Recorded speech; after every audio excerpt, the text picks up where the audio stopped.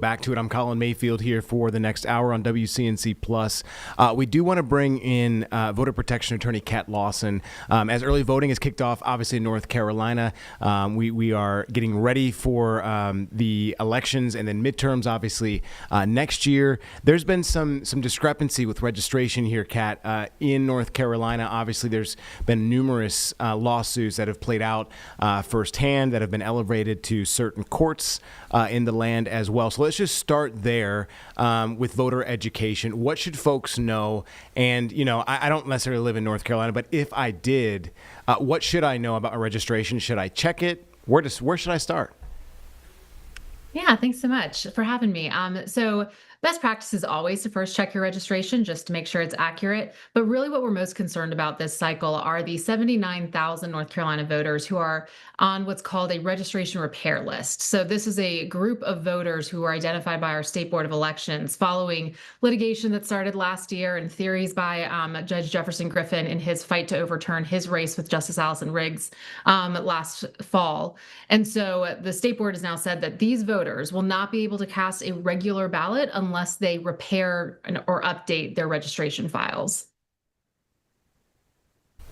Obviously, some very important stuff. Heading into midterms, everyone talks about deadlines, and obviously, we've got some municipal elections that are ongoing right now. Let's talk about that and what folks should really know. Is it as simple as just going online and checking your registration, or you need to go through the clerk of courts in your county? What does that look like? So there are three ways that voters can update their registration file. They can go online to the DMV portal and click through the options there to update their file. They can also go in person to their county boards of election and submit a form and update their information.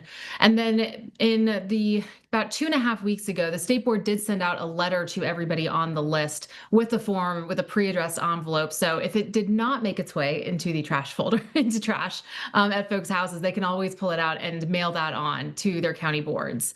The last option really is to still just show up and vote, right? If one of those three options is not available for voters, that's not a reason for them not to vote. They should just be aware that they'll be required to fill out a provisional ballot that has to go through an administrative review process before it can get counted. Let's talk about bringing the right identification with you. That has been a discrepancy. Obviously, the president has taken all the way at the Oval Office discussing that and really some of the other opportunities that go along with early voting, sending in ballots, that type of thing. What are you guys educating folks on things to do? Because it seems like these rules are ever changing, and we could have a new set of rules come midterms potentially. What would you say to that, I guess? Sorry. Yeah, no, I mean, we're definitely experiencing a continued campaign to confuse and discourage voters, right? Activities to limit people's opportunities to vote are an ancient practice in our country, especially in our state. And so it's something that we know we've seen before that prior generations have fought against. And now it's our turn. So these efforts to change the rules just create confusion for voters. They discourage voters from going to the polls and casting their votes. And so what we want voters to know is that, one, the North Carolina Democratic Party is working really hard to make sure that there's transparency and accountability at what happens not only at polling sites, but also during the County Board of Elections review process when they are reviewing these ballots and they're counting which ballots get to be included in the final tally and which ones don't.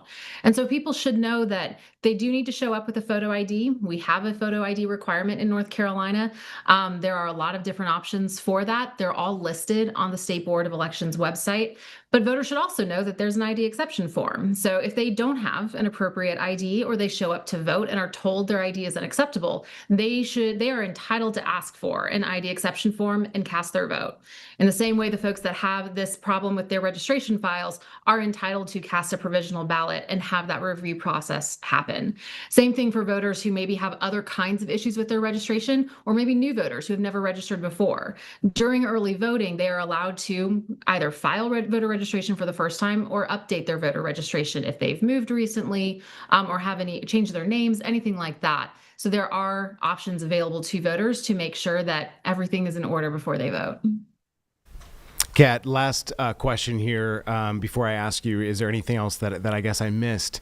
I do want to ask and obviously promote and be fair in journalistic style here. There are folks that say that, some of these measures, these opportunities that they're looking at could affect elections as in terms of how secure they are. That's been a big discussion on the Republican side of the aisle, that making sure that these elections are secure, whether it's electronically filed, whether it's sending in ballots, absentee ballots, that type of thing.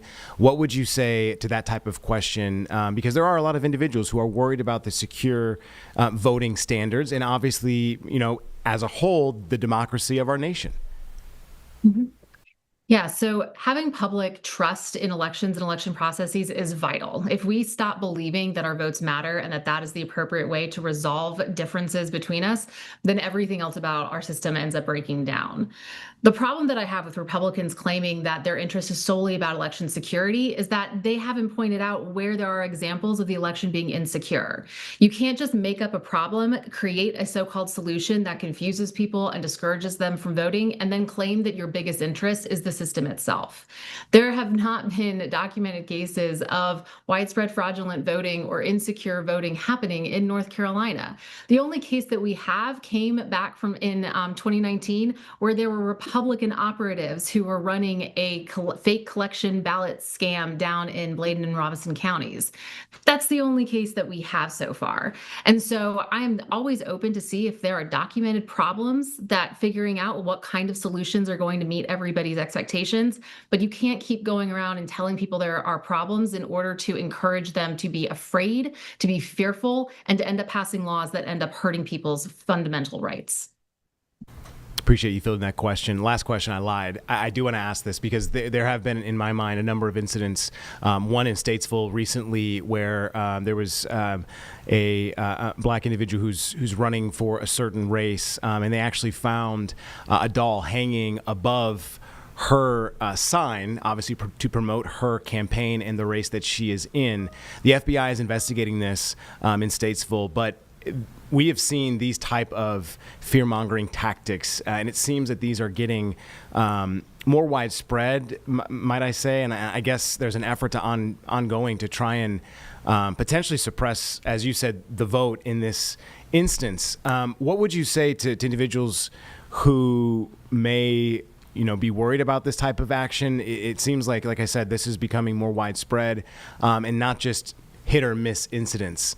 What would you say to that in terms of being an attorney? What protections do people have in that right, I guess is the right question. So my real answer to that isn't based on my kind of position or my training as an attorney. At the end of the day, we all see that, yes, there is a lot of distrust, and the threat of violence seems to be increasing as the days go by in our current political environment.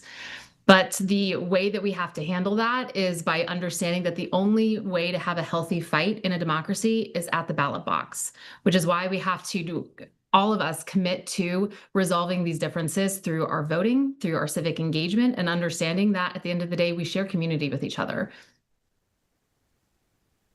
Awesome. Kat Lawson, we certainly appreciate your expertise and your eloquent speech, and appreciate you educating folks out there, because it is our civic duty to be out there voting, something that we should not be taking lightly at all, especially with the current climate as it is. Obviously, democracy is something that we take very strongly here in America. So appreciate your time and obviously what you do educating the citizens of North Carolina and beyond, Kat.